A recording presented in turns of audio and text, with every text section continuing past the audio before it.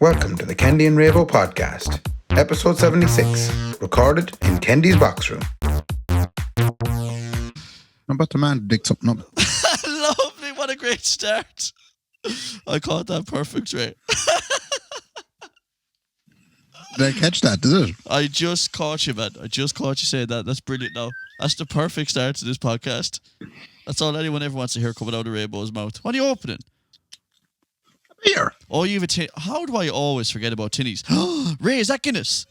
Yeah. Just in case anyone out there is wondering, we are recording this on Zoom. So Ray is in his house. I'm in my house and we're chatting. Ray is doing... Now, be careful, Ray, because I've watched 1,000 videos on how to pour a guinea out of a can. This is the way you do it. This is the way you do it, is this? So what yeah, you Ray, just put it upside down. Yeah, Ray has the can upside down. It's not touching the glass of the can now, but he's pouring it straight out. No waiting around, no tin, no wash up, and it's straight in. And you reckon this is the bee's knees, Ray, the cat's pajamas. I'm sure after seeing it there now, isn't it perfect? Now it's very bubbly on top. It's like an arrow. Now, that's the problem, though, Ray, that people are giving out about. You can't have it bubbly on top. What I've seen boys doing, right, from what Kendy's been looking at, and Ray K will probably tell me this, and maybe Paul Newell's as well, because they seem to have it down to a T. I think you put the Guinness into the glass and let it sit in the glass and take your hands off the can. Do you know what I mean? Oh, I'm with you. And I think that'll work. That'll stop the aero bar coming out at the top. Oh, I'm kind of because sad it's now. funny now, because there's boys settling for less than what they deserve nowadays when it comes to the Guinness. I'm one of them. I know boys out there who drink the Guinness, right? And if there Me was included. if there was a hint, yeah, you included. If there was a hint of it looking anything like the surface of Mars, they would send it back. Any little bubble, anything, but they have no choice now. It's humbled. This coronavirus has humbled Guinness drinkers up and down this country, Ray, yourself included. Speaking of the coronavirus, though, those tins were obviously handled by someone recently. And if I pour the thing and all the liquid touches the outside of the can, you're not getting coronavirus out of that then. Well, you probably Why are we calling it coronavirus? It's not peronivirus. It's peronivirus. Which on this podcast, it's peronivirus. It's 100% peronivirus. But Ray, I mean, you know, everything you touch has been touched by someone else nowadays anyway. Haven't you go down to the shop to get Pringles? Do you know? Everything except myself. You know?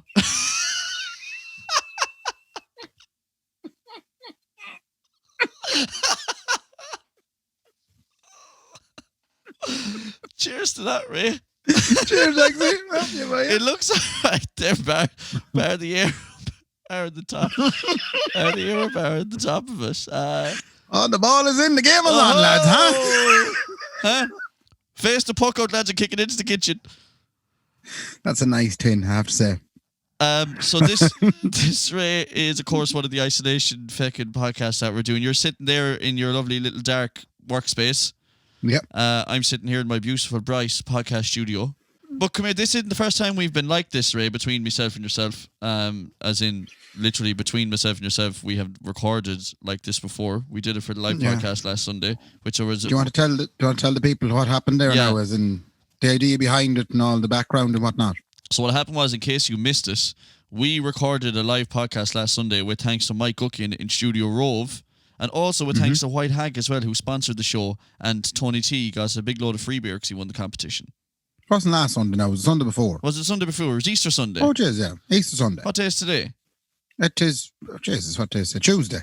Oh, jeez, I'm losing the run of it. That was 10 days ago nearly. 8 days ago. Yeah.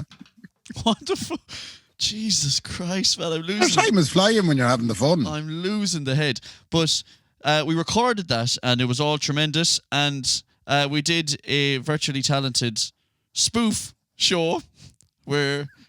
Can we tell people why we had to do that? Yeah, in case you didn't know already, they were not real entries. The reason... hold on now. Huh? Hold on now, let me explain this. Go on. We put it out to the fans. We said, send us in your talented videos. Yeah. We got one video of Noel Kenny dancing around the kitchen with his mother. No, we got another video then of Craig Kenny throwing tea bags into a cup, which was actually an unbelievable talent. It wasn't me shite. It was the girlfriend or someone putting it in the teacup after he threw it. No shagging way, was it, Ray? There was there's a trick to that, yeah. There was no camera trickery. I refuse to believe there was camera trickery done. If there was, man, I don't believe in anything anymore. Santi, anything. Well, we got no entries, apart from them two. Other than the Kennys, we got no entries. No one has talent, basically. and then Mike below the Studio Row was mad to do it. He said, come on, I want to do the talent show. And I said, we'll have to use like YouTube videos. So Yeah, we did. Fake ones. So we got Brendan Tierney, who is the sensei. And he's up there in the management suite of the podcast. And he the big bucks. We said, Brendan, just pick some random videos. We pretend it's people, and it'll very obviously be not people that we know. One of those videos was copyright struck by Facebook. Now, Ray, you in the cold light of day woke up that morning and got from an email. Yeah, on the Monday, from an email from Facebook saying what? Dear sir, madam. Right? Because it's 2020. Yeah, because it's 2020. And dear sir, because women could run Facebook pages, you know. Yeah, it's not likely, but they probably could, I'd say. You know, Facebook be very forward thinking. If they had a nanny to mind the kids, maybe they could do something. I don't know. We'll see. Dear sir, madam, you stuck up a video. You stuck up a video last night, and it was full of copyrighted videos. But did it say one or multiple? I don't know. I must get the phone out here. Because here's the thing. This is when Kendy found out then that evening, because I didn't look at my phone all day. I got annoyed that they didn't tell us what it was, what video it was, what part of the show got copyright struck, whether it was multiple videos, whether it was one video, whether it was this video in particular. But what was it, Ray? It didn't say. It said because we received a report that it violates someone else's intellectual property rights. Now, so there we go. So they didn't even tell us why they took the video down. Yeah. What it was that... But then they threatened us. What did they say to us? They say, come here, man. Here, do you see you? Here, man, if you keep this up, we will block your ability to upload videos, right? Yeah. And ultimately, we could remove the page entirely. Unbelievable, isn't it? And the admin who posted the content has also been persecuted separately. Who's that? Mike. He got 40 lashes. Because it was Easter, you know? It was lashes time. But that's the thing, you see. That show that we did, Ray, was like an hour and 40 minutes. Oh, they took the whole thing down. And because of a 5-10 minute segment, and based on that 5-10 minute segment, a video that was less than a minute long, they threatened to take our whole page off us. And, which we haven't mentioned yet, they took the whole video off Facebook and we cannot get it back. Just imagine if we had done something marvellous. Like if it wasn't the bag of shite that it was, imagine if we had done something marvellous. Yeah, it was fair wallop. I'd be heartbroken. I know.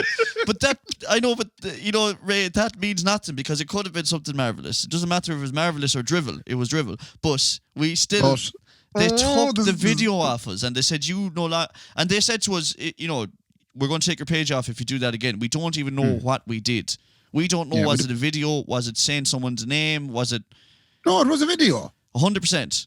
Oh, absolutely. Okay. It was one of the old shitey YouTube videos. Yeah, of course we know that, Ray. As farting or something. Yeah, like we've put our head together and gone, okay, it was obviously one of the videos, but they didn't tell us what it was, like. Oh, no, it did. It said it was one of the videos. So it said it was one of the videos of the Virtually Talented show. Facebook must have been watching. It was around 30 minutes in, and it was the one you called Paddy Malloy's video when he was farting to the tune of a Queen song. It was Paddy Malloy farting, they said. We have to take that down. That's what it was. No, you're right. It doesn't actually say what it was. No, it just says something. It just said, So they just took the video off us. We can't get that video back. We were fair vexed and down on ourselves. But until I was sitting below in the living room watching a movie about Jesus Christ getting crucified. I think I've seen it before. I know how it ends. Okay. Well, this was the aftermath. I seen that. It was basically a film called Risen, and it was about a Roman soldier who was tasked with investigating why this lad apparently rose from the dead. Played by the incomparable Arnold Schwarzenegger. It wasn't. He played Jesus. He said, "I'll be back," and he hasn't come back since. Anyway, I was watching that flat out, enjoying myself there of an Easter Monday, you know. Yeah. And Sean's Riley came into the room, you know. So how you going? How you getting on? How you going? What's the crack? Who are you? I said to Sean, I said, fair play to you. And he said, Jesus, how are you getting on today? And I said, I'm devastated because obviously the show was gone. Mm-hmm. And he said, this is still on my Facebook. No, he hadn't refreshed the Facebook feed on his phone since the night before. And I wouldn't have thought that'd be possible with Sean Riley. I would have thought he would always be refreshing it every couple of seconds. Yeah, he never takes that phone away. But he didn't. And I said, please give me the phone, delicately. Yeah. So he handed the phone over to me with the video playing. And then I brought it upstairs. It only just started. Brought it upstairs, lamped it into the laptop, and I recorded all the audio of the video, which was great. Yeah, so we lost the video, but thanks to Sean's inability to refresh his phone and Ray's quick thinking, we kept the audio from that show, which is tremendous because the worst part of that show was the audio. Absolutely. Because it lagged so bad. But I think Ray has spent some time this week dickying up the audio to try and make it sound like there wasn't a 20-second lag between everyone's speaking. Oh, yeah. And I have the highlights. There isn't many. This is going to be a short segment. I won't lie to you. But that's okay. So what we're going to do now is, and again, like Ray loves to do, it's the highlight of something that me and Ray done, and I can't remember and have not heard before. Right, okay. Well, we're going to start off. The first, I'm going to skip past the intro babble because it was basically me and you struggling with the fact that there was a 4-second delay. Yeah, So we'll skip past that. But the first bit was Cartoon Kendy. Oh, yep. Remember Cartoon Kendy? Yeah, I enjoy Cartoon Kendy. Good looking fella. He's a good looking boy now, I have to say, that Cartoon Kendy. A very tan young man wearing a dress. That's all it was. It was a shawl, Ray. Shawl, no, that was not a dress. Shawl, no. So for anyone who didn't see the live show, we're just going to play the little monologue that Cartoon Kendy came in on and chatted about. When he says Cartoon Kendy, the name of the segment was What's Trendy with Cartoon Kendy? And the idea behind it is that Cartoon Kendy goes around and tells you everything that's trending around TikTok and Instagram and all the social media worlds. And it was, just a quick little update for the people. Because if there's one thing I know about Cartoon Kendy, he big in on what's trendy. Hello and welcome to What's Trendy with Cartoon Kendy, where we take a look back at the week to see what was trending around the wonderful world of social media. Firstly, One Direction drove fans around the world into a frenzy when Liam Payne said the boys are in talks to hold a reunion. It's 10 years since Simon Cowell launched One Direction into a world of incomparable fame, stupid haircuts and the adoration of every single young one on the planet. Rumour has it that they're organising an event to take place in July of this year to mark their 10-year anniversary. But given the current state of the coronavirus, I think the best the fans can expect is like a Zoom conference call between the lads, or if they're lucky, a group-only fans account where the boys can sell Mickey pics for a reasonable monthly subscription. In other news, perhaps the most damaging aspect of the coronavirus is that everybody and their dog is now a content creator. Sitting at home on their arse has prompted a staggering 90% increase in cringy live feeds and vlogs and useless comedy sketches. Well, ourselves included. All you need is a smartphone and bad audio quality, and you too can be a live streamer, vlogger, musician, beautician, personal trainer, comedian, dancer, or just an all-round social media influencer. The most prominent platform for such endeavours is without doubt TikTok. Trending on TikTok this week has been a whole host of challenges, dances, voice-over dubs and singer performances, all of which have included, you guessed it, young ones' arses. It seems you can't get TikTok famous unless your video includes yoga pants or short shorts or a braless young one. With that being said, here are some of the trends that have stood out to Kendy this week. Young ones walking in naked on their fella while they're playing video games. Cardi B's tremendous way of saying coronavirus. Bending over from beginner to expert. And a short and simple dance to the Weeknd's Blinding Lights. Kendy actually enjoyed that one. People are still talking the Netflix documentary Tiger Joe. The series follows a charismatic gentleman with 180 tigers, 70 chimps, 40 staff, and 2 husbands. One thing I noticed from watching the antics of Joe and the fellow big cat hoarders is, why is everyone polyamorous? It's not enough for these people to have hundreds of tigers, but they have to have loads of wives and husbands too. And why are these wives and husbands like, another partner? No panic at all. You finish with me, I'll head out and make the tea, and you can start warming up Sheila there. It makes no sense to Kendy, but hey, what do I know about the wonderful world of multiple arses per person? Anyway, tune in again next week where we'll be discussing the latest trends right here on What's Trendy with Cartoon Kendy. Alright, so that might have sounded like Kendy, because out of context there's no cartoon there, but that's not Kendy, that's Cartoon Kendy. It's a completely different shark. It's a completely different shark. That's not me like it sounds like me, but it's not. That is Cartoon Kendy, and he has a mind of his own, Cartoon Kendy. He's completely external to me, and his thoughts are his thoughts, and my thoughts are my thoughts. And the reason I say that, Ray, between me and you, is that I'm thinking about making Cartoon Kendy a bit more vicious, and that doesn't matter because he's a character, Ray, you see, and he can say what he wants. But we'll talk about that. He can get hate mail too, let him get hate mail. I'm not getting hate mail. That's Cartoon Kendy getting the hate mail. Can I break you up with a couple of points there now that you come up with? Okay, Cartoon Kendy come up with, yeah. One Erection. Yeah. Did you see the little clip of... Now, I'm not going to talk much about what you talked about. Okay. But did you see the little clip of Niall Horan in the car with James Corden? No, doing what? You probably didn't. They were doing a lie detector test. Right. Oh, Jesus, right, okay. It was tremendous. Right. Is this one of those carpool Kendys? Carpool Kendys, but sure, of course, Niall can't sing, so they couldn't do anything like that. They had to go with an owl. They had to go with an owl. Something else, like a bit of entertainment, you know. That's so awful. Niall's Hooran can sing, man. He can sing. Of course he can. Of course he can. I'm only taking the piss, Niall. Now, in fairness, I know you're a regular listener. Oh, he's always listening. Shout out to Niall there for play to you, Shout out to Niall. No, but anyway, it's very funny. So what did happen then? Your man, James Corden, asked him, what is your favourite show to sing live on? Do you know, in the Mirch. All right, okay. Yeah. And of course, Niall says, oh yeah, late show, James Corden. Oh, yeah. And it was a pure lie. Oh, came up as a lie. Is that what you're saying to me? Came up as a lie. There was a beardy buck in the back seat with a lie detector machine. All right. And then Niall was asked again by James Corden, what's the real thing here? And so, what's the actual answer? Yeah. Jimmy Kimmel. Saturday Night Live. No, Saturday Night Live. No, is it SNL? Yeah, it must be SNL, yeah. Well, sure, Saturday Night Live is SNL, Ray. Yeah, that's what it was. And so.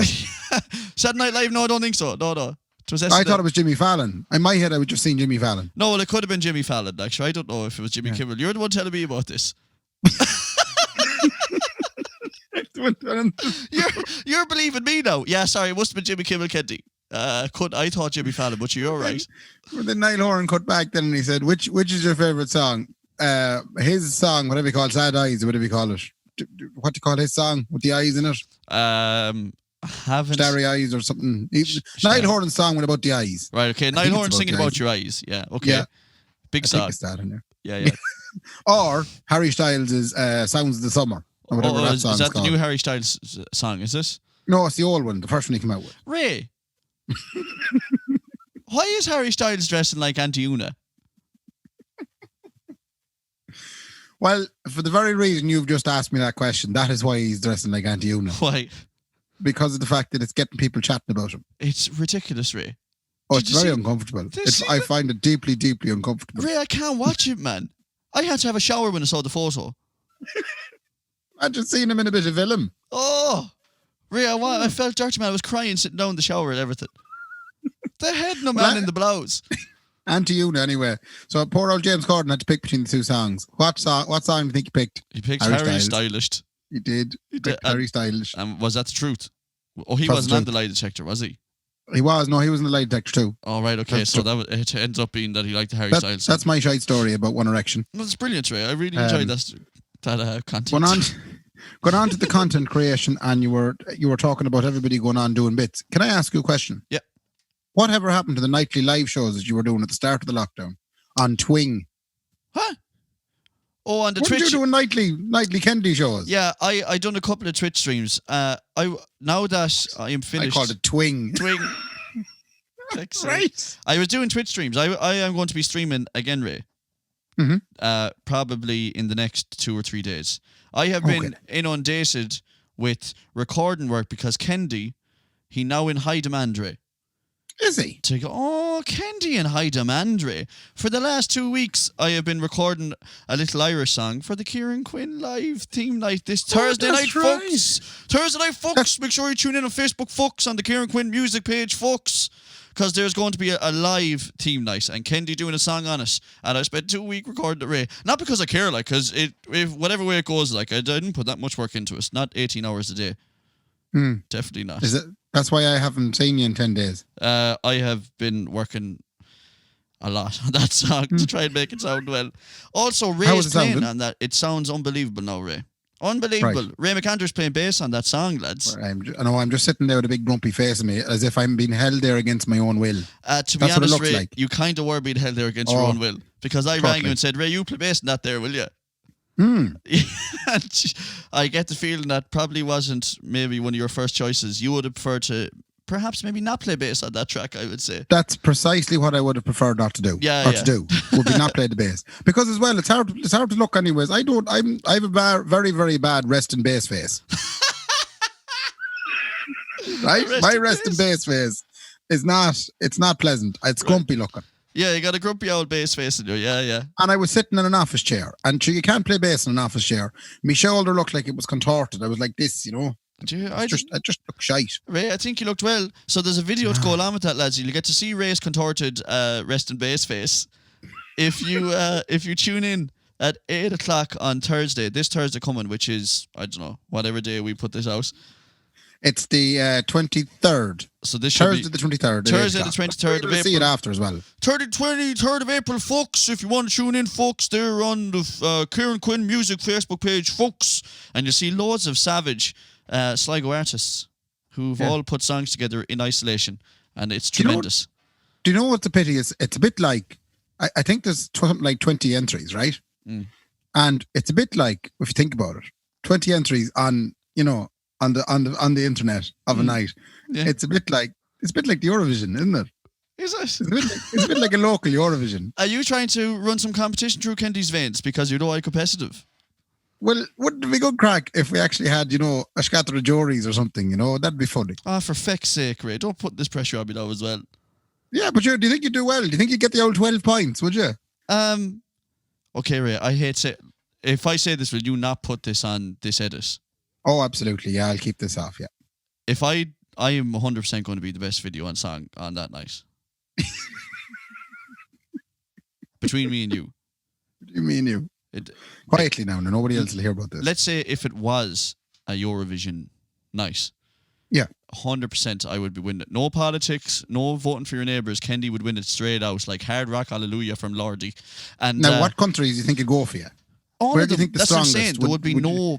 I feel like the song would have a good hit in Eastern Europe. Right. You're talking the Latvias and the Polands and the Estonians. You're talking about the Estonians, the Croatians, the Latvians, Birmingham, all of those places. It would be huge, Ray. This is between me and you, so don't. But we'll not put this out. Listen to me now. No. But shouldn't we, without even telling Quinn or anyone that's listening to us, run it like a Eurovision? Because, I mean, for my confidence, that'd be unbelievable because I would very evidently win it. Like, well, I'd have to do a bit of work on that, and I'd have to organise a reg of juries and see what they'd actually come up with. Okay, do that. Yeah, I could. Yeah, that means me contacting the guts of maybe 30 countries. Well, can you have contacts in 30 countries? Well, I know most people in most countries. Yeah. I know people in most countries. All of them. Name anyone. Yeah, name anyone. I know Derval over in Belgium. You know Derval in Belgium, okay. I do. I know Rachel in Copenhagen there in Denmark. Do you know Igor?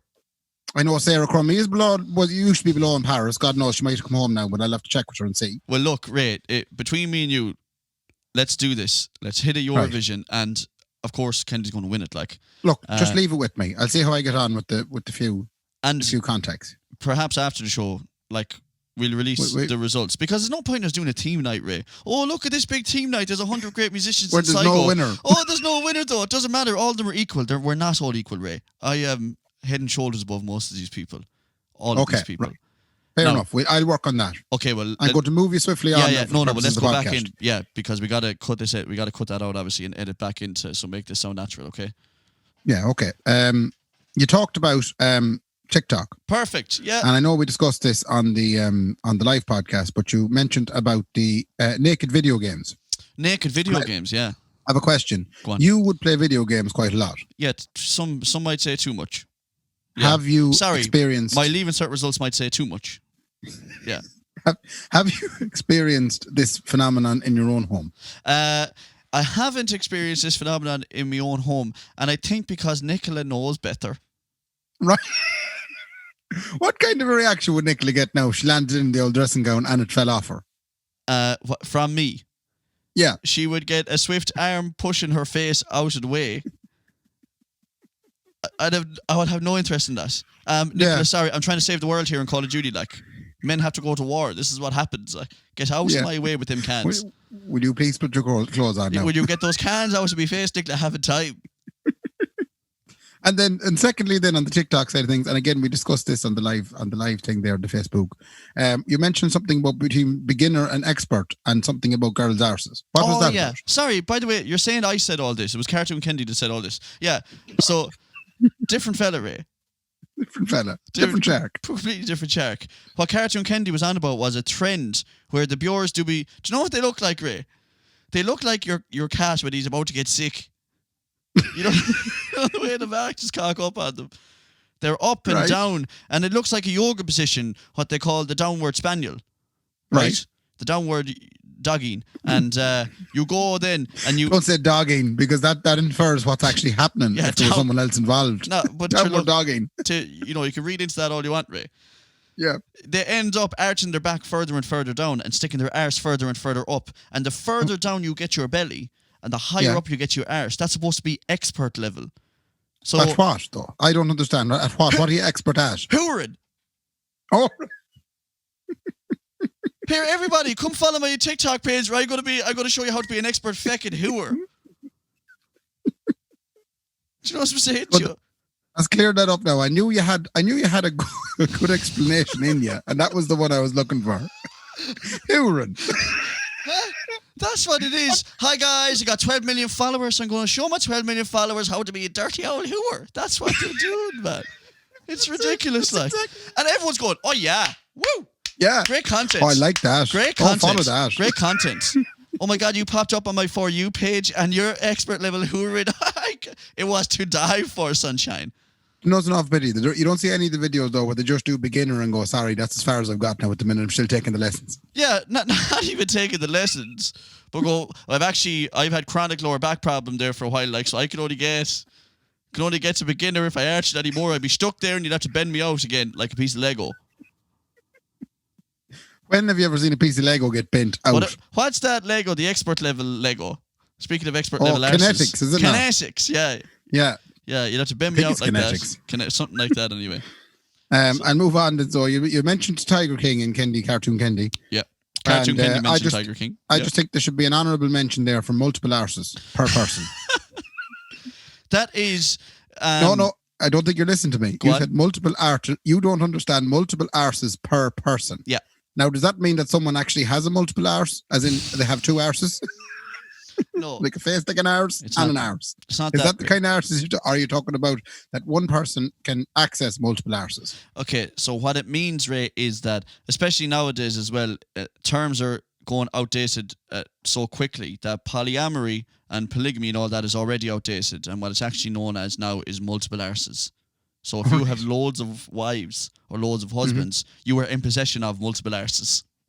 Right. That's what it means. Okay, that's glad we cleared that up. So we'll say Joe Exotic there, he was in possession of two arses. He was polyamorous, he had two husbands, so he multiple arses. You can't say polyamory anymore. I'm very sorry if that offends someone out there. I know I'm supposed to be saying multiple arses. Right. So that's what that is.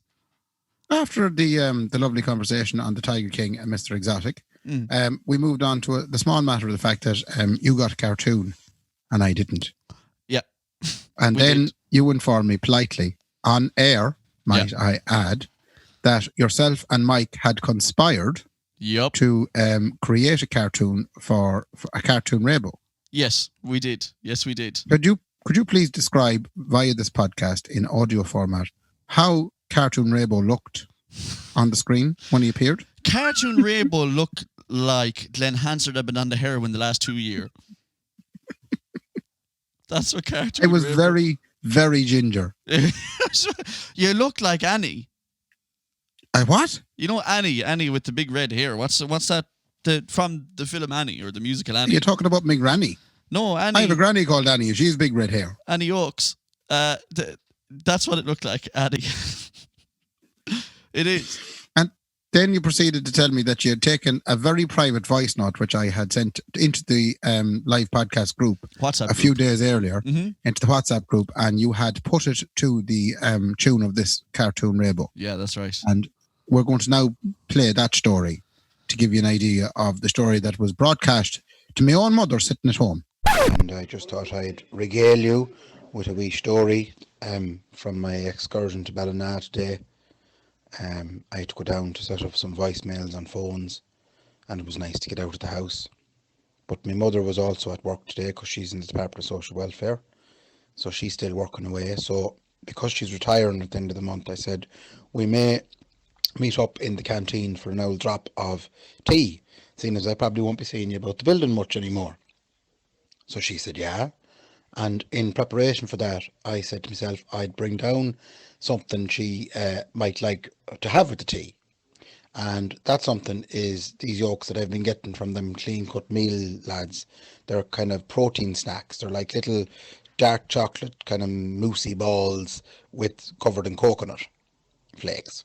So they're pretty much called protein balls. So I put them down on the table, and the mother walked in, made her tea, sat down. She was drinking her tea, and she said, "Is there anything with the tea?" And I said, "Oh, I left you there a wee stack." "Oh, you mean I could eat one of your balls?" That's what my mother said to me in the canteen today. There's a line I never, ever, ever wanted my mother to say. And then it was worse. As I was leaving the office, she said, "Give her a shout," and I was leaving, I gave her a shout. "Thanks again for letting me have one of your balls." I'm very, very deeply uncomfortable after the whole thing. Don't know I'll be right for Saturday or Sunday for that matter. But I'm going to have to start working on it. Anyway. Might be able to tell that in the podcast, who knows. That was Cartoon Kendy and all that from the show. And Cartoon Raybo. And Cartoon Raybo from the show. What was next on us? And then we ploughed into the virtually talented show, and we have no clips of that because we didn't know which one of them was copyright protected. Yeah, so we can't play them again because we get pulled off again. And I don't want to get pulled off. I don't know about you, Ray, but the last thing I want is to get pulled off here. No, the last thing you want to get is pulled off, especially on this video chat that we're currently on. That's for sure, Ray. You wouldn't like to, you couldn't watch me getting pulled off here either, Ray. I know you'd be upset by it, like. Anyway, the point is, Paddy Malloy won for he farted the tune, a Queen tune, and Paddy Malloy and Donegal. That was his entry, and he won the virtually talented show. Jeez, that was a shit little section there. Now, in fairness, now without the videos. But we can't fucking play them, can we? What was next, Ray? No. Move on. Right. At that point, then we decided to ring Leo Moran from the Saw Doctors. Oh, brilliant! You know what happened in this call? Go on. You explain. You just got lost. I did. Leo Moran is the guitar player and singer and one of the chief songwriters with the Saw Doctors band. Yeah. And in fairness, he added a fair bit of star power to our little Sunday night soiree. Faith that he did is right. Faith that he did. And Kendy was in his element whilst talking to him. It was the most GA that was ever talked in any podcast we've ever put out. Well, here's the thing, Ray. So we said, why not get Leo Moran on, lads? Because we're both big Saw Doctors fans, right? Let's get him on. Let's have a chat to him about Saw Doctors and all things music. The first thing I did was go with football for 10 minutes. Yeah, about 5 minutes of GAA ring is all you talked. And I wouldn't mind, Ray. Another half hour wouldn't have done it.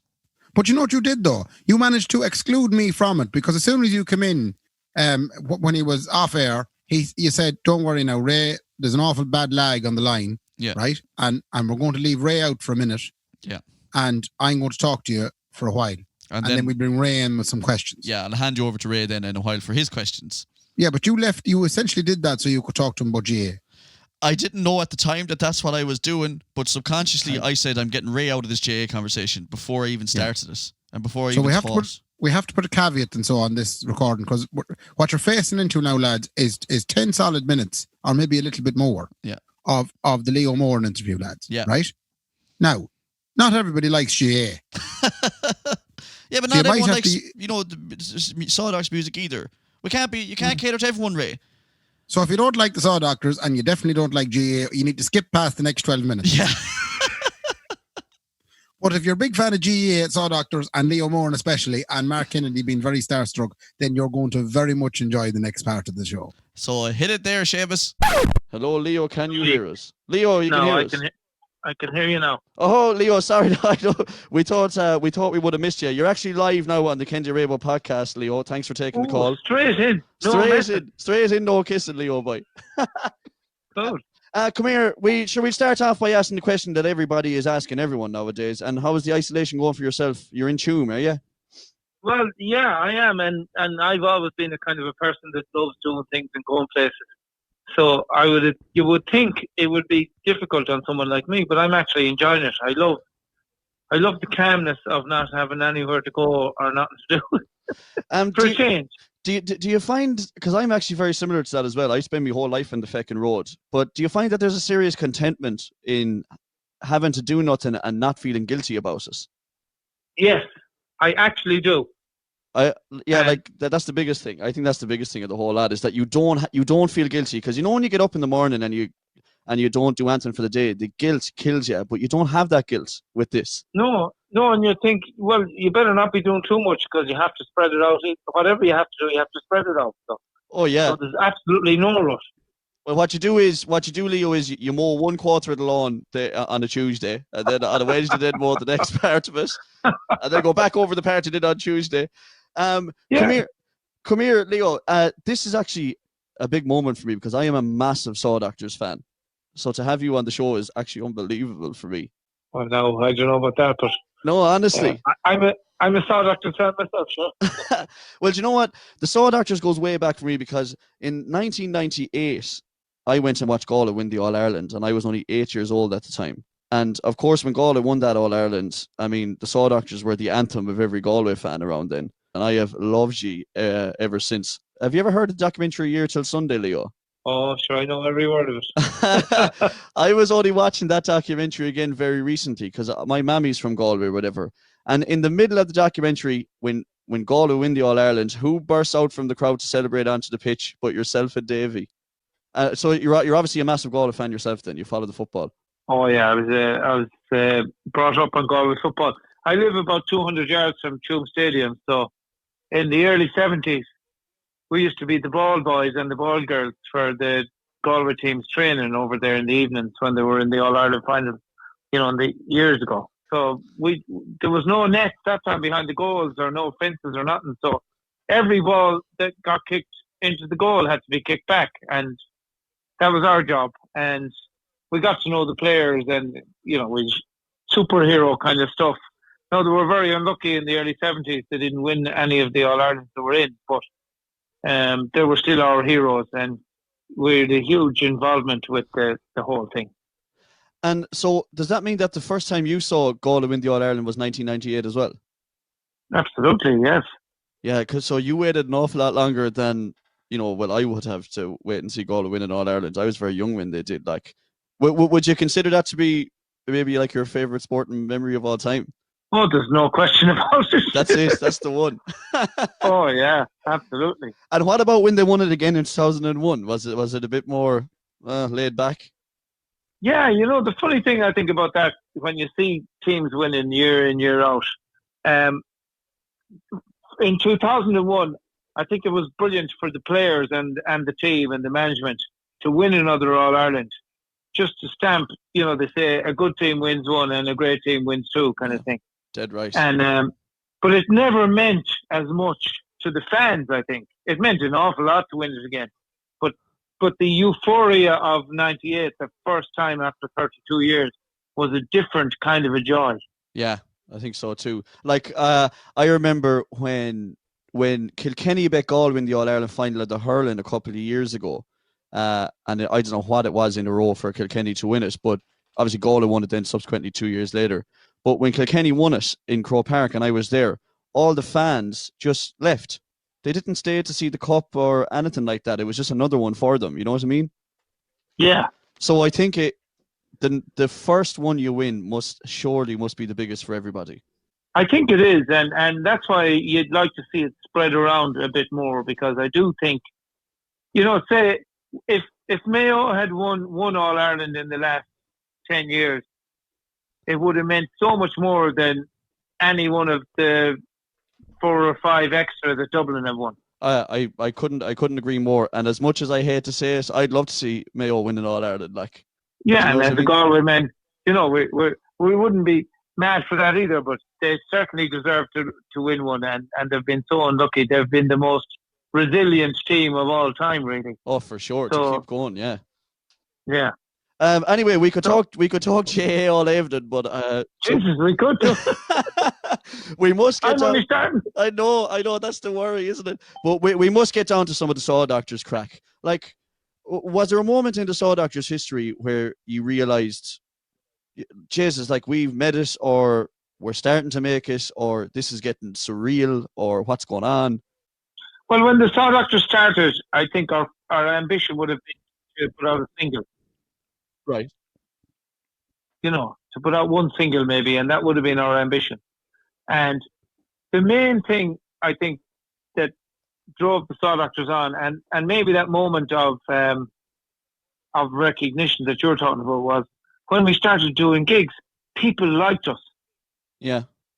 We could see that what we were doing appealed to people. Yeah. So the fact that we were doing this stuff to amuse ourselves was okay. But then we could see people actually liked it. And that was infectious. And that grew and grew and grew, like at different times, maybe faster than at other times. But it never went backwards. Do you think it's because the Saw Doctors, even in their music and the personality of the guys that were in it, were incredibly approachable for Irish people? Well, I think that was definitely a part of it. I think people saw themselves in the songs. I think they recognised that they could have been the person in the song. Like we talked about Fela there a couple of times over the last couple of years because people are talking about looking back at Fela. Mm-hmm.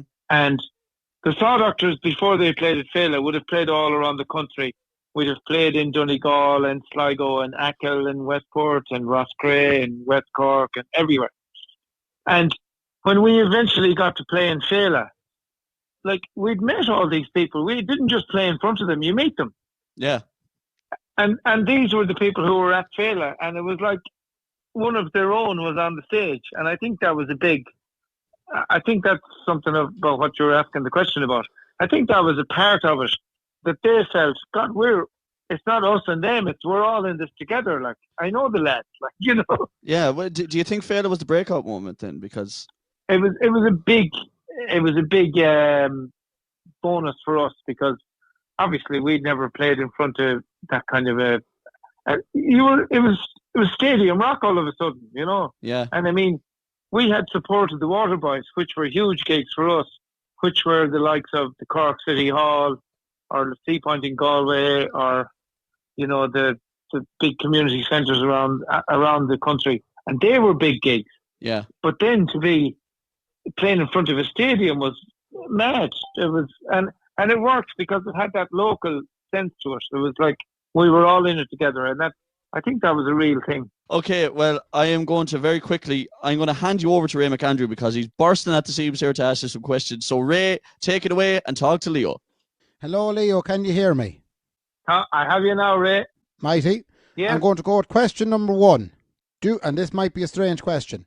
Do you remember meeting me in 2004 in December in the Manchester Evening News Arena in Manchester at a gig where the Saw Doctors played with the Pogues, and me and you shared sandwiches backstage? Ray, I remember being there, and I know your name from somewhere, and I kind of half remember eating them sandwiches. But what were you doing backstage at the Manchester Arena?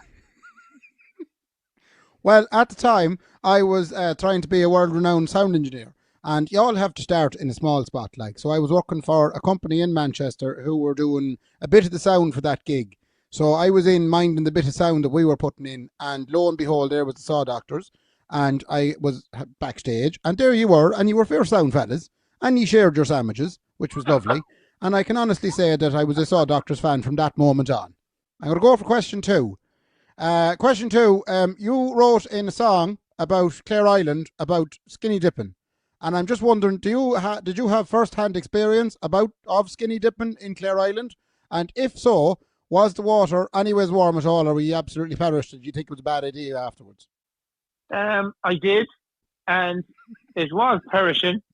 But we had, let's say we had stimulants in order to protect us from the freezing sensation. And we were quite happy doing it. Well, then Leo, I'll have to ask you now, and this is now, it's not something I'm not trying to get at you or anything here, but if you're going to suggest doing things like that in a song, it'd be probably better to put the stimulant in as well, because then you won't have young fellas like me trying to emulate the song without the rest of the instructions. Because when I tried it, I didn't have any stimulants, and it was very cold. I won't lie. Yeah, it's a bad idea, I think. But I think, you know, probably everybody should find the stimulant that suits themselves. It wouldn't be the same one for everyone, maybe. Right, very good, very good. I'm going to go with the last question now that I have for you, Leo. Now, this is probably one of the biggest ones. Would you say yourself now personally that the biggest song you ever played on was a song by the name of Hanging Out with the Cool Boys by multi-million-dollar selling artist Brendan Stearney? Well, that is beyond a doubt. I was very privileged to be asked to play on that tune, and it turned Yeah. out amazingly. And as you know, it was a huge hit around the world, and it's Yeah. still being played in all the coolest clubs in LA and San Francisco, I believe. And I was very lucky to be a part of it, and it would be wonderful if that could be emulated again. Maybe we could do something again of that scale. Now, and if anyone hasn't heard that song, which would be very rare, we will maybe throw it up later. We'll share it later as one of Leo's biggest hits, I suppose, and biggest collaborations. Kendy, I'm done with the questions there now. Leo, fair play to you for coming on and adding a bit of star quality to our otherwise very devoid of star quality podcast best times. Fair play to you. Well, I'd say there's star quality there between yourselves. I wouldn't worry about that. Listen, Leo, thank you so much, and the best luck with the rest of the isolation. Thanks a million for coming on. And Shlán, fair See you, play. Ray. See you later, Leo. Thanks a million. So there we go. That was Leo Ward. I don't know. Like I said, you might have been interested in GA or not. Very sorry about that, but I didn't know it was going to be GA, Chad. It just turned out to be. I thought, Ray, you asked some very interesting questions there. I did know. You're the giving first out to ones me. that came to mind. You're giving out to me, Ray, for talking to you about JA. You asked him about the very specific moment where the two of you met about 20 years ago that had nothing to do with any listener or any content that we were trying to get out of it. You just wanted to find that out. You could have texted him and asked him that. Yeah, but that's a big moment in my life. Yeah, yours. Yeah. I don't know. The last 76 episodes we've done has been pretty much about big moments in my life. That's all I've talked about. Yeah, Do you know, if it could be talking about lambing season in the loft in Ballina at lunchtime, right up to, failing miserably in a race in the community games when I was 11 and my father being ashamed of me forevermore. That's all I talk about.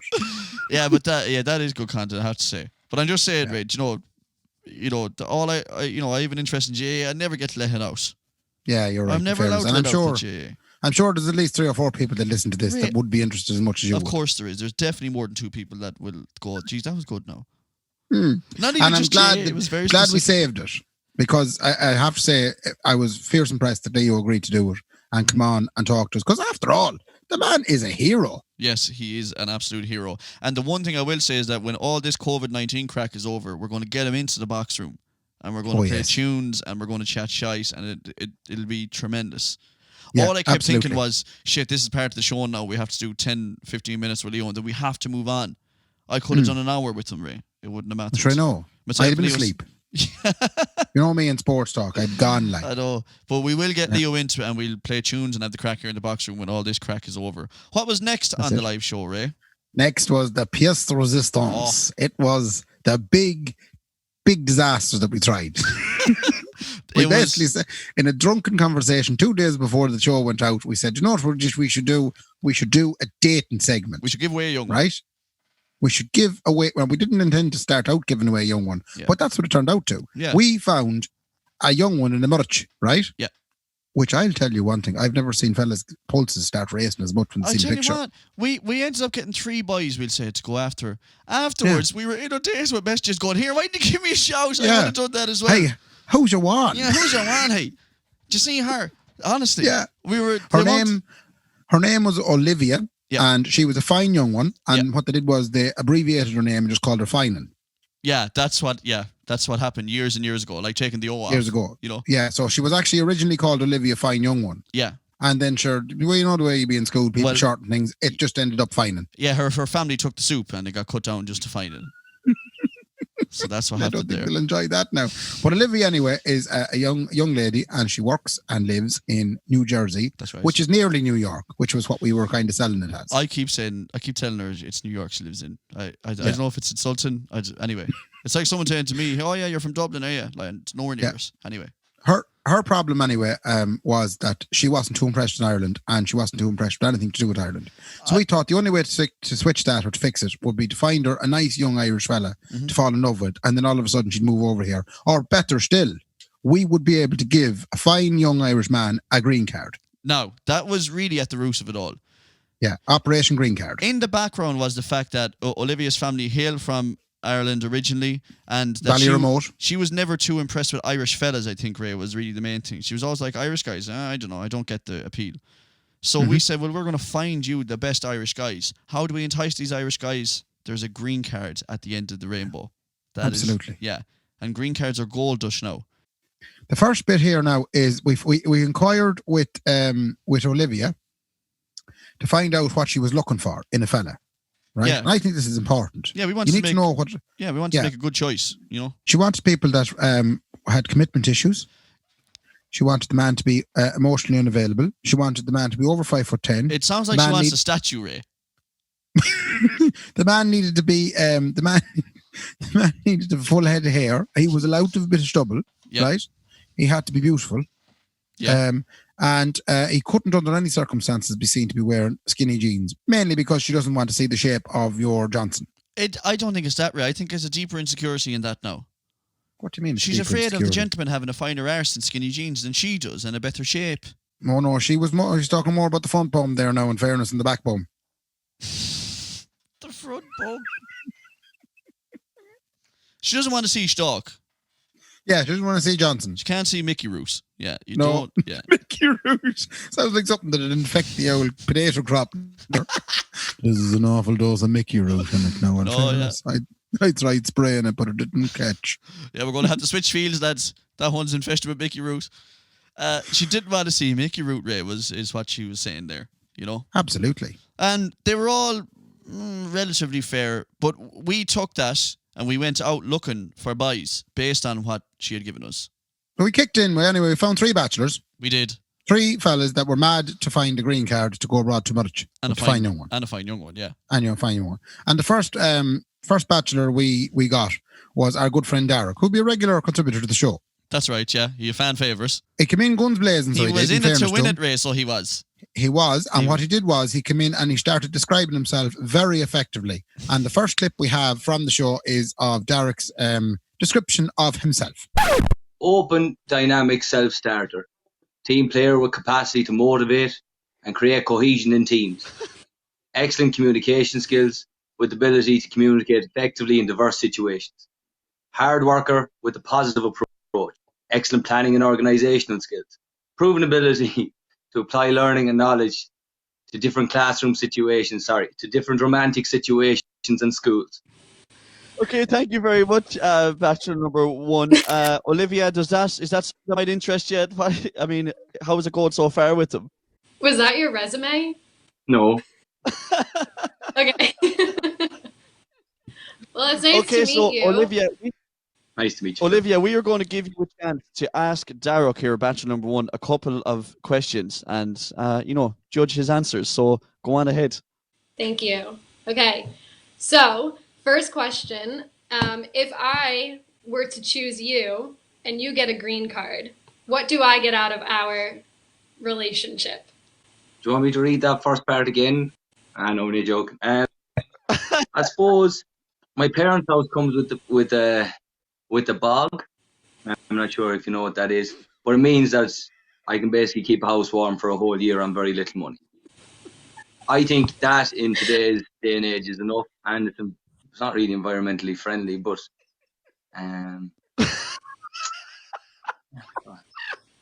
To be fair, I love the smell of turf, and I do know what a bog is, so don't worry. Great. You're off to a great start. I think it's going very well. He was nailing it. He was ready. I tell you, he came in with the CV ready to go. Or as CV they call ready it to go. in America, a resume. A resume. A resume. He came in with the curricular vitae, or whatever the hell, ready. And he was dead right. Yeah. He came in, he said, look, I'm not here to mess around. This is what I have to offer. And take it or leave it to see.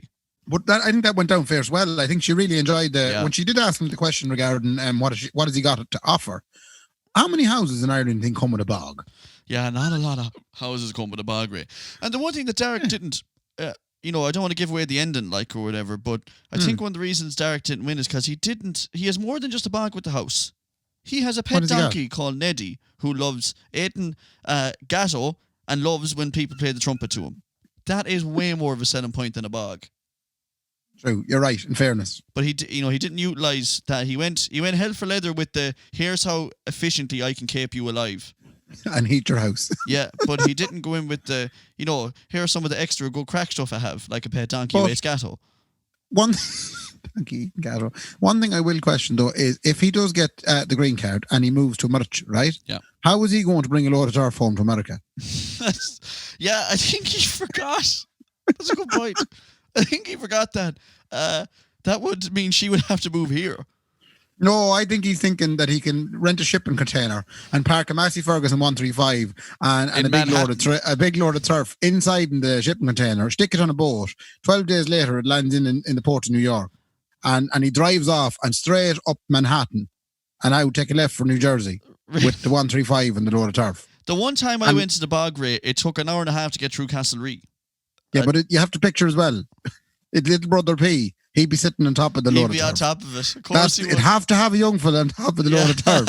So Derek would be driving and P would be up the top and the back. So that's the only reason P went, is so he can get up on top of the trailer. Absolutely. Do you know? All the way to March. Anyway, Bachelor number 2 then came in to attempt to steal Derek's thunder. Now, what you can't see, obviously, here on this podcast review of the night was that Derek looked like a serial killer because he chose some very poor lighting. So, very, very poor lighting. But it was nothing compared to the poor angle that her Bachelor number 2, Stephen Rush, decided to go with. He went for the under the chin view. Yeah, he was coming up on top of himself, you see. It was a very bad angle. Jackson, we've had so many references in this podcast. It's not good tonight. Not good. It's almost like the frustration is coming out in us. But Stephen came in anyway, not quite as guns blazing as Derek. A bit more laid back, perhaps. He was. And in fairness, now he didn't do a bad old job of describing himself. And it goes like this. I'm Stephen. I'm 21. I'm a student. I think I've taken down the average age of this group now by about 5 years because I'm 21. I'm an avid cowbell player and I'm literally just looking to get a green card out of this. But I'll pretend I'm looking for love. Shot fired, Kendy. Do you know what? He actually went in with a similar enough approach to Derek, as in, look, here we go. This is what I'm all about, and take your Levis. He called the rest of them out, lads. He said he did call the rest of them out, lads. Good tactic. Make yourself look better by standing beside someone older or uglier. Absolutely, that's Stephen, what he did. Everyone here is old. I'm a young bull. He also said I'm an avid cowbell player. Weird choice of instrument now to say you play. I've seen one or two very avid cowbell players, but I tell you, Stephen Rush would not be one of them. Like, he wouldn't be fit to lick Tony Travers' shoes. Tony Travers, when he gets on the cowbell, Ray.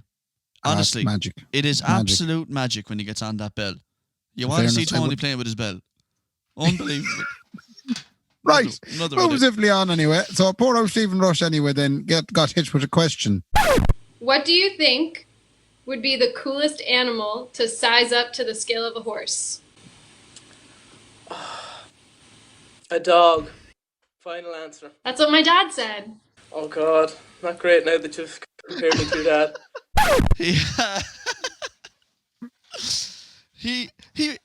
Stephen was kind of a bit like, oh, she asked me this, is she? Right, I'll answer that. Who? Your dad? Oh, wanker. Do you know? He was very dismissive. Very dismissive of her. Ray, I don't think he understood the caliber of green cards that could have been won out of this. That's what's wrong with him, you see. Probably because the phone was on the table looking up at the ceiling and all you could see was the butt of his chin. He wasn't even looking at the screen. And we said, Stephen, make sure you pick a make sure you pick a good angle, it looks well, it's all live on Facebook. Yeah, no bothers to see. I'll get that. Yeah. I'll get me fecking. We moved on then to Bachelor number 3, and I'll tell you, this is my most proudest entry, I'll tell you. Bachelor number 3 was none other than Sean Bagnall. That's right. He'd be a native of Terrace Pass, and now he's currently living in Dublin. That's right. And Bachelor number 3, he comes in, and there's a couple of questions thrown at him, and we're going to play the clip here of how Shawnee B, as we do call him, another regular contributor to the show, got on with Olivia. Roll it there, Roisin. Do you wear skinny jeans every single day of the week? No. Okay, we're good. Moving on. If I were to choose you and you get the green card, what do I get? You would get a Copper's Gold card. What's that? It is the best night you'll ever have of your life after a night with me. Oh, great. Wasn't that some offer? It was getting hot and heavy when he said after a night with me. Oh, I tell you, that was smooth. What Olivia didn't realise what Sean was offering, which all of us Irish people know, is gold dust. Especially if you are a nurse or a guard living in Dublin, not from Dublin. Do you know what the thing about the gold card is as well? It's not that you just get in for free into coppers. No. It's no matter what situation you're in. You could be absolutely paralytic. Yeah. And if you have a gold card in your hand, it doesn't matter the state you're in. They'll let you in because you have a gold card. Yeah. And that is well needed. There is no not tonight, folks. Not with those shoes. None of that. Not with a gold card. I don't care if you're wearing an Adidas tracksuit. You're in. But I think as well, there was a certain symmetry to the whole deal. He was looking for a green card. She was going to get a gold card. No. I didn't even think of that. It was a match made in Kendy. It was a match made in Kendy. But then, of course, that was the 3 bachelors, right? Yeah. And one thing I suppose we have to mention, because this is the podcast review, bachelor number 3, Shawnee, was rocking possibly the finest moustache any man has been seen to watch. The Ronnie on him. It was unreal. And I think that swung it. I think it did swing it, man. He looked like Tom Selleck. Because Olivia went and chose Shawnee. That's right. Leaving poor old Stephen and Darragh lying in the dust. Yeah. And we have a little clip in there now of when Shawnee has won. Roll it there, Patrick. Shawnee, you have won yourself a fine young one all the way abroad in a Medic. And she is there waiting for you, man. Honest God, all you have to do is jump on the flight. How are you feeling at this moment, Shawnee B? You're obviously very excited, are you? Yeah. You certainly look very excited. Is there anything you want to say to Olivia? Like, obviously, this is a match made in heaven, like, but I can't see anything going wrong on this. No, I'm happy, and if she's happy, I'm happy, and yeah. Come here, Shawnee B. Now that I have you, how do you think your fiance will feel about the fact that you just got a new young one?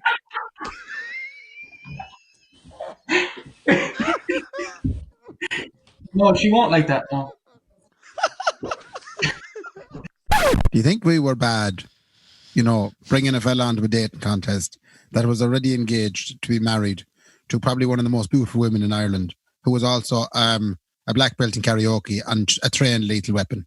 Do you think it was bad that he ended up fucking winning us? Well, I suppose I didn't see that happening either, but I don't know why she went for him. The other 2 boys were great. I don't get it, but she went straight for the fella who was engaged. But doesn't that tell you something about girls? No. Now we're on Kendy. I'm going to let you take this one now. They always want what they can't, Kendy. Even unbeknownst to themselves, she didn't even know that she couldn't have Sean, and she still went for him. Well, she got some shock now when she realised, when she was told anyway, because I do believe he changed his Facebook status immediately after from engaged to it's complicated. It's complicated is right. Yeah. And it is very complicated. It's also going to be very complicated when all this stuff is over and Sean's beautiful fiance goes over with her black belt and kicks the head of Olivia abroad New Jersey for trying to steal home Megan. In the meantime, Olivia, fair play to you for joining us at the live podcast on Facebook that is now no more. And thanks for participating. You have to admit you're a very good sport. Yeah, I think what we learned from it is that we will do that again because giving away a young one and green cards is right up our alley, Ray. I think we're good at it. Absolutely. Even though we gave away a fellow who is engaged. But we may do it again. And Olivia, we can give you away again. Olivia's sisters as well that could be given away too. If you want to be given away, if you are a young one and you want Kendy and Raybo to give you away, we have got loads of messages from fellas saying, can I do the next one? Can I do the next one? So there's loads of fellas out there. So if you want to, find love on Kendy or Raybo, that's what we do. That's what we do. That's how we do. Overall, the live podcast was good crack. And like we said before, fair play to Mike Cookin and fair play to Brendan Tierney as well, who helped to organise it. So lads, we love you. Thanks so much. And of course, fair play to Tony's Travers. He won the big case of White Hag beer. And if he hasn't got it, yes, we have a code for you. Tony, I don't know if you got the code. Because I was going to say, did you send him on the code to get the beer? I haven't sent you the code yet, Tony. You got the code to get all that beautiful White Hag beer that you love so much.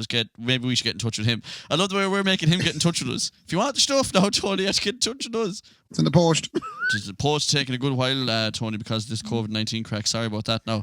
Ray, speaking of COVID-19, how's everything in isolation there in Chapel Street? Well, I have a few bits. Right. A few bits to talk about. Okay. First of all, I've been on several more video calls. Yeah.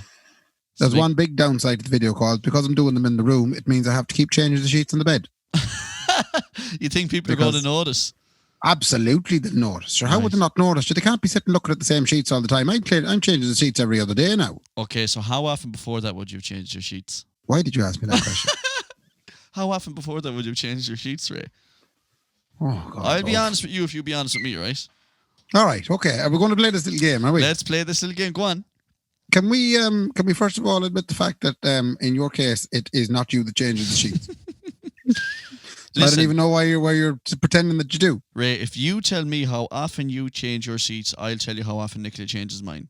All right. If that's what you're getting at. But that's a shit game. But I would say the most that go on my bed now would be 2 weeks. Shit. But a fortnight. Oh no. What? That's honestly now. Yeah, we would go longer. Get away. Sometimes longer, yeah. Do you know I and read? There's two E in that. There's only one of me in my two one. of us sweating and bollocking around in it. Bollocking around. What? Ed and Chris watch Netflix. It's definitely an avenue we haven't explored yet, no, Kendy, but if you'd like to discuss it. We will not be exploring that avenue, Ray. I'm not telling you anything about the crystal I do eat in that bed. No fucking way. But Ray, I heard one time you're supposed to be changing them maybe every 4 days. What? Yeah. Well, I am now with the VCs, with the video calls. I have to. You have to do it the whole time as well. The one thing I will say about the video calls, to remind my sheets, okay. I have to say I'm marvelling at the interior design choices that are made in all the rooms I'm looking into. Oh, right, okay. Is it not all just standard bookshelf and little plant and... No, a lot of them are in the spare bedroom. Oh, like us, the box room. Yeah, but it's an absolute hape. Old clothes thrown behind them and everything. There isn't a picture on the wall. There's an old gammy fucking wardrobe up against the wall, and there's an old duvet thrown up on top of it. Yeah. Right? There's stacks of shoes in the corner. Yeah. It's mad. What do you think of my setup here now? Like, if I was in a Zoom conferencing call with you tomorrow, like a proper one at work, and you don't know me, I'm just in the call with you, and you've never seen this room before. I don't know why you have an American flag in the back on the wall. Do you know what the funny thing about that is? What? I don't know why either. Okay. I don't enjoy your curtains. Yeah, they're awful curtains. Yeah. They're awful. terrible curtains. Terrible colour, aren't they? I gotta get new ones. Yeah, they're awful. Yeah, what else? And you've strategically placed 2 guitars behind your head to make it look like you play music. No, that's where the guitars do stay. That's not where they were when me and you were recording podcasts. No, that's because they were on the road at that stage. But now when they're you know what I mean? Yeah. They're out of the cases now because they've nowhere to go. That's true, okay. That's why they're there. That's fair enough. Well, then you've kind of explained your room fairly well. Okay, can I talk you through your setup there, Ray? Well, you won't see much of it now because of the fact that it's very dark, but I can illuminate it for you if you want. Oh, that's nice. You have a good setup, Ray. You got some art on the wall. Oh, I have a small bit of art on the wall, yeah. What kind of art is this? I have, what is it called? Hold on. Boulevard of Broken Dreams. Is anyone familiar with the picture? Bit of Green Day. No, not Green Day. No, it's a picture. It's pictured by someone. Hylween, I think he's called. Hylwine. As you can tell, Ray's big into his art. It's a picture by someone. It's a picture by someone. Well, basically, the picture by someone was about basically 3 people sitting in a cafe and a book in behind the counter, like in an American diner on a street, quiet at night. And then someone thought it'd be great then to replace these randomers with Elvis Presley, James Dean, Humphrey Bogart, and Marilyn Monroe. And so it's a Photoshop. So, it's repainted with those characters in it. Oh, right, okay. So it's not like that app I do used to put your head on the silly fella with Big Mickey or something. No, it's not like that at all. Okay. But I have to admit, I'm fascinated with this wee picture because of the fact that imagine if at some point those 4 people were in a diner and Elvis was working behind the counter and you had James Dean sitting there all moody and you had Humphrey Bogart getting the head annoyed of him by Marilyn Monroe. Because that's what it looks like in the picture. Oh, right, it looks like poor Humphrey just wants to go home and Marilyn is bananas drunk. She's just annoying the face of him. And why is Eddie Stobart there? Where do you see Eddie Stobart? You said it there. Humphrey Stobart or Eddie Stobart. I said Humphrey Bogart, not Eddie Stobart. And one of the trucks. Has he the truck parked behind?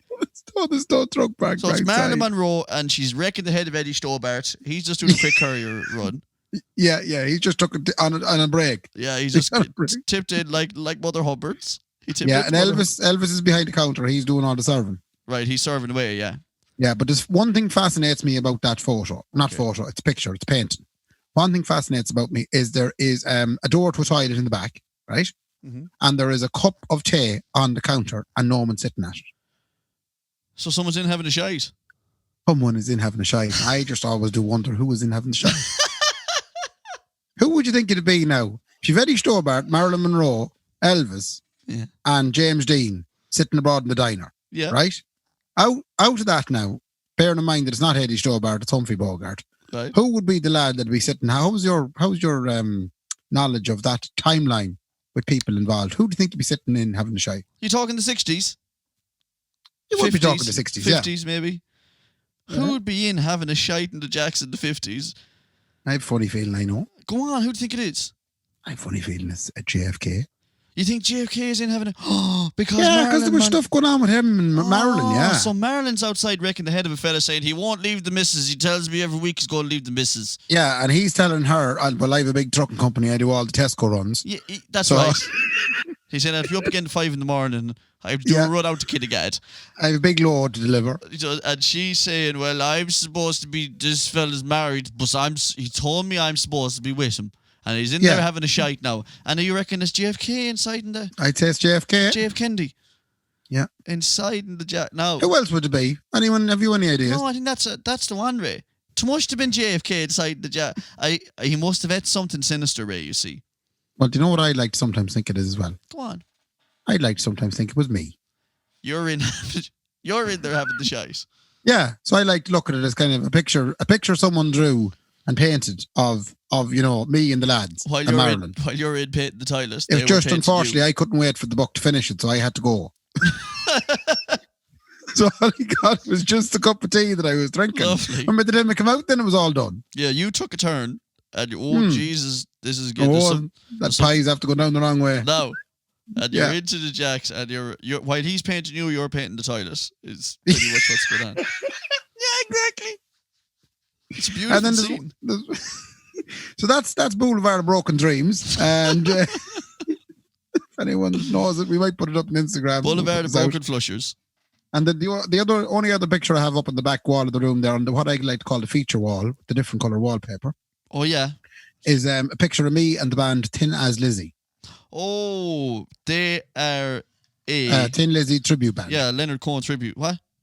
No, the Thin Lizzy tribute band from Dundalk. Dundalk and Drogheda.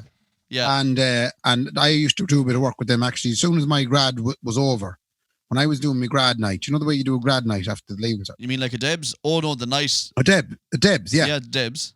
The Debs. After the Debs, the day after the Debs, I went off and did 2 weekends on tour with Thin as Lizzy. Right. And when I say on tour, tipping around all the country, playing places like Cloon Fad and Mallow. No. And... Did you play at Cloon Fad? Oh, yeah, the first gig I did with Thin as Lizzy was in Cloon Fad. Cloon Fad is on the Galway Roscommon border. And, bandit country. There is, with respect to people who come from Cloon Fad, not a whole pile going on in Cloon Fad, especially for a Thin Lizzy tribute act to land in. Well, there was marvellous crack that night, I'll tell you. That was my first night with the band. Right. And do you want to know why I remember that so clearly and so well? Mm-hmm. It's because the following morning, we stayed in the B&B somewhere near Cloon Fad. And the following morning, then we got up, had the breakfast, everything was great. We were driving a big Mercedes-Benz van. And we tore off from the bed and breakfast, right? And I was in great spirits. I was out at the pies. You know, I might have even had my first Bulmers that night. Lovely. Age 17. I was ready to go. And as we were driving from Cloon Fad, from the B&B in Cloon Fad to Tuam, we pulled in. Now, people were flashing us. You know, there was cars flashing us and stuff. Okay. So there was horns being beeped at us and everybody was You going, just thought you were pure famous, right? Okay. I was kind of sitting there in the back of the crew cab going, this is unreal. I tell you, now I'm in a right rock band touring the roads of Ireland. I felt like T.R. Dallas. But anyway, we were tipping in anyway. We pulled in Tuam anyway and pulled over into an old filling station to get a drop of diesel to get us all the way down to Mallow because we're heading to Mallow the following night. Mm-hmm. What do you think did we notice as we got out of the van? Only that someone who should remain nameless forgot to close the back door of the van. It was a rolly door. It was one of them rolly because it was a big Mercedes-Benz van. Yes. And they had left the rolly door up and there was 2 drums in cases just perched on the back. Just sitting there. And nothing they hadn't fallen off. No way. Only one item fell out. What was it? And that was the bass guitar belonging to Johnny the Fox or Johnny Conlon. Oh no. He was the lead singer of Thin as Lizzy. He was the Phil Lynott in the band. Phil Lynott, yeah. And his 1979 Fender Precision bass, which, by the way, for you, those of you who are not into guitars, is worth a small fortune. Yes. And it was the most gorgeous guitar I'd ever seen in the world ever. Mm-hmm. It was gone. And did he get it back? We went back. We drove all the way back to the bed and breakfast in Cloonfad, and not a sign of it on the road. Oh, Do you want to know why? Why? Some enterprising little fecker driving behind the van, seeing this case fall off, hopped out of the car, threw it in the boot, and it's sitting somewhere in that bandit country around Cloonfad. Let's go guess it. What do you mean, let's go guess it? We'll knock every door. It was no need. We'd reported to the guards and everything. There wasn't a hope of finding it. But you're right. This goes straight to the top. This goes straight to the top. The guards do nothing. Do you think that if we had a local in, that we would have found it? They have no interest in helping the 1979 Precision bass get found again. That bass does not want to be found by the law, Ray. It wants to be found by Kendy, Raybo, Johnny, and the whole lot of us. And we tip down, man. We knock every door around Cloonfad. I know people around that area, Ray. Do you? Now, we'll knock that door, and every door, and we will find that Precision bass. Would you be kind of easy going with them going, hey, I just don't know, do you remember back in 2001, a bass went missing on the roads of outside Tuam? Would you have seen it? Is that what you're talking about? No, we'll play good cop, bad cop. Right, okay. So you land in with that. You're like sorry, we're just looking for a bit, and I'll boot in the window while you're chatting to them. Then search the house without a warrant. I'll search the house without... I don't need a warrant, Ray. I told you, the law won't deal with this, Ray. We have to go deal with this. I'm going to be booting in back doors. Okay. So if you... Listen, if you're listening now and you have that bass, if you don't want your mammy's back door getting booted in, right?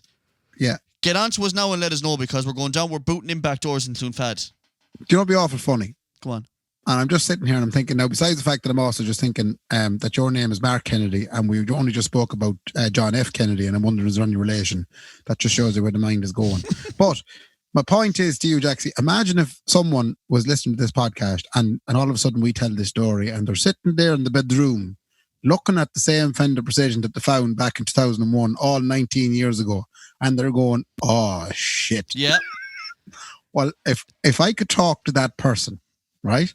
I don't think there's any need you could talk to him after I've finished talking to him. Yeah, I'd be the back. I'm going to say to you that if you want to return the bass to us, right, you can send it to Buzzy's Townhouse, 26 Chapel Street. That's Buzzy's Townhouse. Yep. And we will make sure it gets safely back to its owner and there'll be no more said or done about it, right? No. Because of the fact that we just appreciate to get it back. It's sentimental value to young Johnny and we'd appreciate it getting back. And in fairness, I'd feel like then a little bit less guilty, because I tell you, it kind of looked like I was the bad luck omen, because my first night with the band, next thing the bass goes missing. They forget to close the door. Ray, I don't think you can say fairer than that.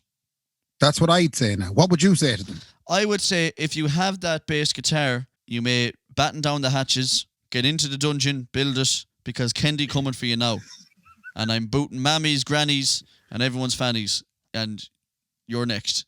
You know what the sad thing is? It is actually in someone's house, because otherwise we would have found it on the side of the road. Someone has it, Ray. Someone has it, like. It's a shocking thing that there's someone with that kind of morality in the Western region. Well, someone out there now, if they are listening, are now going, I always knew this day would come. Yeah, or if they know the person that all of a sudden acquired a fancy bass with a mirrored scratch plate. I'll tell you. No. So if you do know, Kendy Raybo. There is nothing wrong with being a dirty owl rat. So get on to us if you know that your best friend has that guitar for the last 19 years. And I promise you, we're not looking to do anything dangerous, to just tell us nothing will come of it.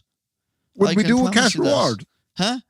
Would we do a cash reward? The cash reward, we're going 2 fivers. If you... I'll tell you what we'll do. We'll do a crate of White Hag beer if you give it back to us. A crate of White Hag beer if you can find that bass guitar.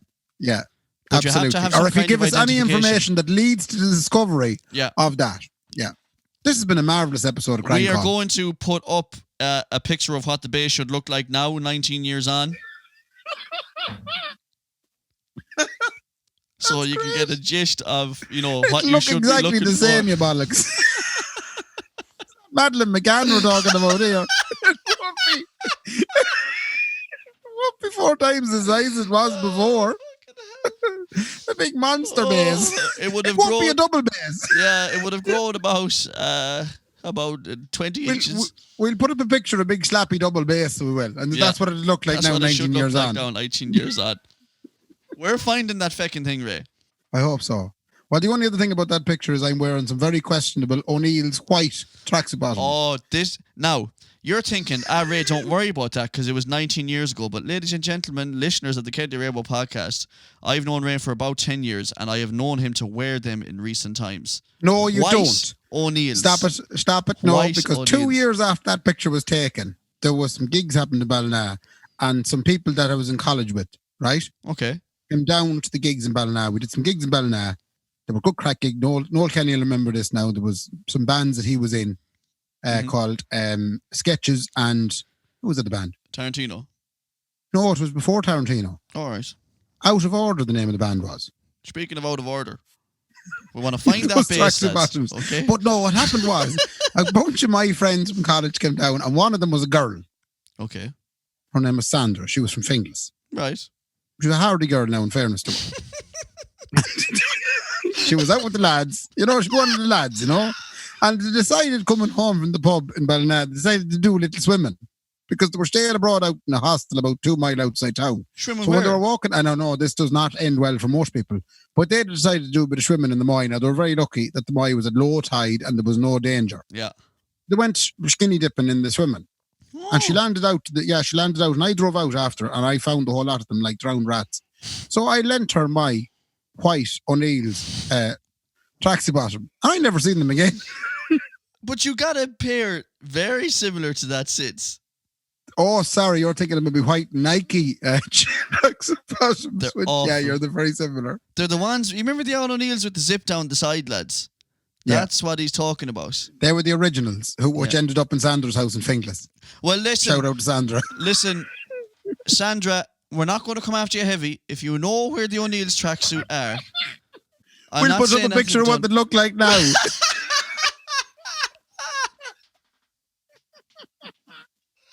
If you know where Ray's tracksuit O'Neill's are, we're going to put up a picture of what they look like now. Oh, Ray. What would they look like now? Oh. They look like they're out of style, that's for sure. Look like you should be shot wearing them. Sick. Now the white ones you're talking about, the Nike white ones that I have now, I put them in a drawer where you can't find them, if you know what I mean. Right. I can't be seen wearing them now. Only you know where they are. Yeah, and I won't be taking them out anytime soon. Ray, that's marvellous crack. Aye. Come here, I'll tell you one thing. You know DSB? Yeah. Do you pay DSB? Electric Ireland is it called. We do what they call now, Ray, prepay. Get away. We have a little box out the side of the house. And between myself and Nicola, she does go out and she does top it up. Between yourself and herself, she would go out. She would go out and top it up. Right. And what, do you put a few coins into or something? No, it's not like an old meter in the hall, the local hall. Like, Seamus, throw in €2 there. There's indoor soccer odds nice at 7. Do you know that way? Not like a payphone. Yeah. Hello. Or a parking meter. The table tennis crew are coming down at 8 this evening, Seamus. Will you go down and put £4 in that joke?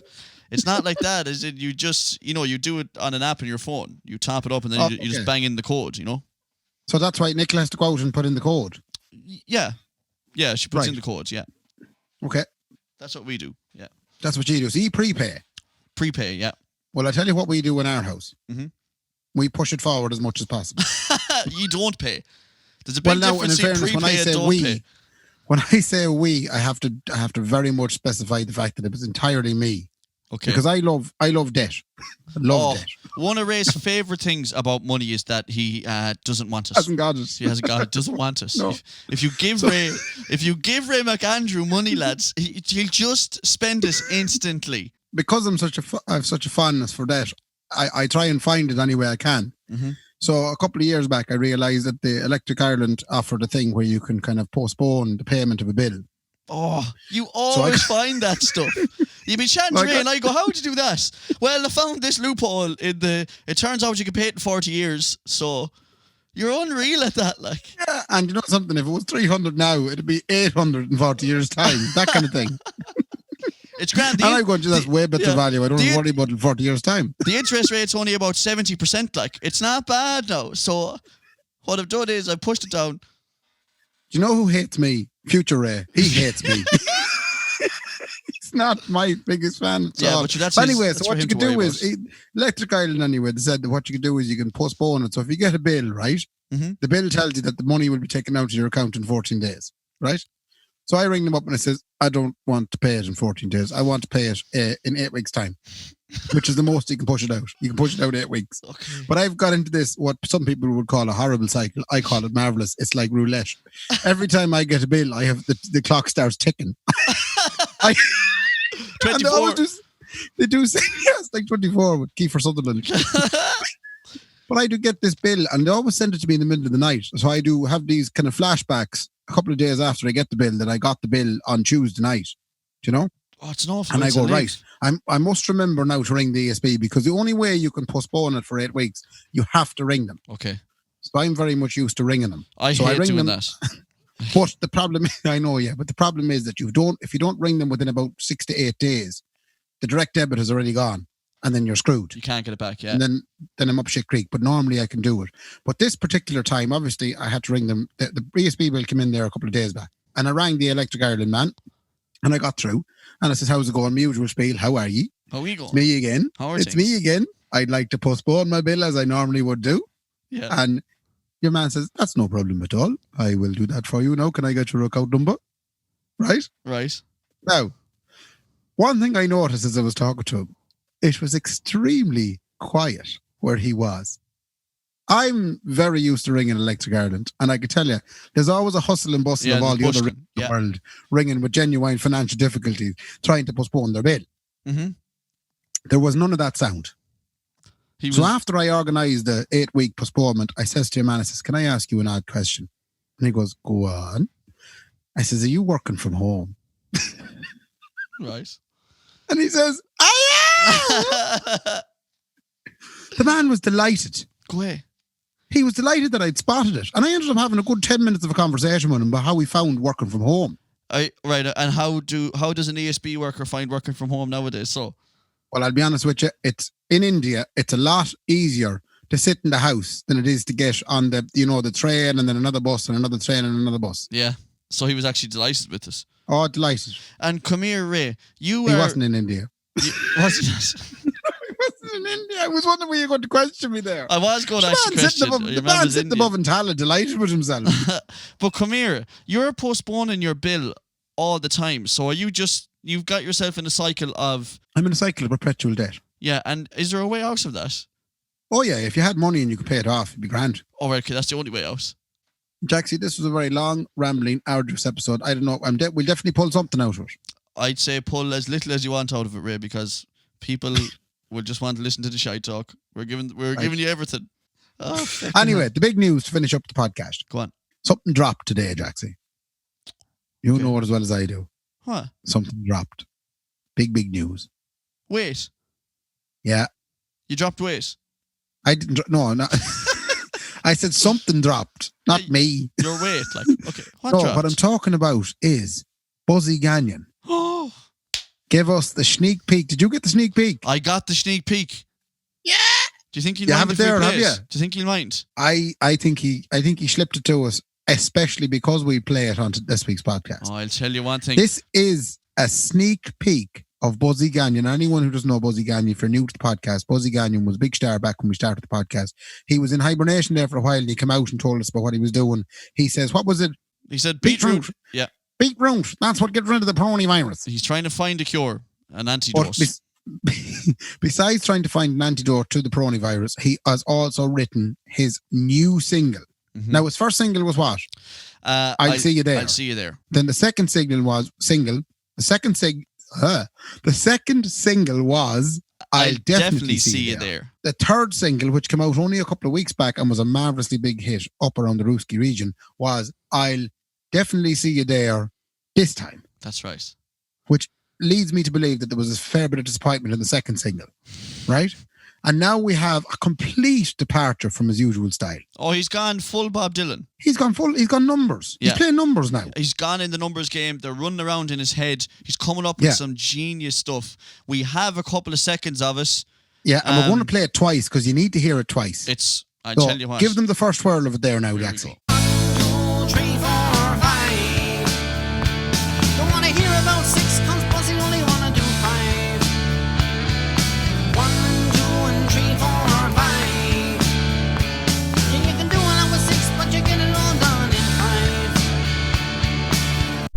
What about that? That man doesn't like 6. He can't. Don't talk to him about 6. No. 5 is where it is, Ray. That's where it's at. That's where it's Buzzy at. can do it in 5. Why would he want to be looking at 6? There's people out there trying to do it in 6. Buzzy has it done in 5. Play it again. Huh? Play it again. 2, 3, 4, 5. Bye. Don't wanna hear about 6, 'cause Buzzy only wanna do 5. 1, 2, and 3, 4, 5. And you can do it all with 6, but you get it all done in 5. You can do it in 6, but you can get it all done in 5. That's all you need to know. That's all you need to know. I mean, look, we'll hopefully have the full single for you very soon. That is a genius at work. You're lucky you heard it here first in the Kendy Raybo podcast, lads. Yeah, apparently there'll be more of that. Now, I asked him for more of it. He said, that's all you ever get. 14 seconds of goodness. Listen, we hope you enjoyed the extended version of the podcast this week. I hope now people enjoyed our attempt at working remotely with each other. Yeah, it wasn't remotely interesting, but sure, look. Have you any shout-outs? Jeez, I don't know. We'd like to thank Olivia, Darroch, Stephen and Shawnee for being good sports. Yeah. And most of all, we'd like to thank Isabel for suggesting the dating content. And also, we'd like to most of all thank Lorraine McDermott for allowing Shawnee B to have fun with us. No. And that's the big shout out there now. That's the big shout out done. Sure, look, we'll see you again next week. Ray, fair play to me. And do you know something, Kendy? Fair play to me. And hold on now, we won't see each other. It'll not be next week. Why? You know we're on the fortnights now. What? Oh, yeah. Why? Did you not notice that? No, not really. I thought we're just putting it out when we get a chance. Oh, we could do that too, but we're kind of slipping into the old fortnight buzz. Are you enjoying the Fortnite buzz? I am. It's because you're playing Fortnite and I enjoy Fortnite. I thought that lately you were back on the buzz of let's do this all the time now. Oh no, but Jaxie, it's the middle of a pandemic. Sure, neither of us have anything to talk about. Sure, we just talked for 2 hours there about nothing. I suppose, in fairness, it's amazing what you can get done in 2 hours. Was it 2 hours? Yeah, it's an hour and 55 We can't say that because it's going to be edited down to about 40 minutes. No, we're obviously not going to put any of this in. Yeah, we're not going to put any of we're obviously not going to put any of this part in. No, this is not. Oh, and as well, just to give a shout out as well, there was a forgotten episode. Meant to say that. Yeah. There was a forgotten episode. We called it 67 and a half. Episode 67 and a half was recorded before Christmas and it was just 40 minutes of shite talk. And if people are stuck for shite talk in this troubled time, we can hit you up with the link to that forgotten episode if you DM us on the Instagram. You hear me talking like a 12-year-old? No. DM us on Instagram and we will show you the link to that forgotten episode. It's more Raybo talk. Jaxie, fair play to me. And fair play to me. Good luck. Good luck.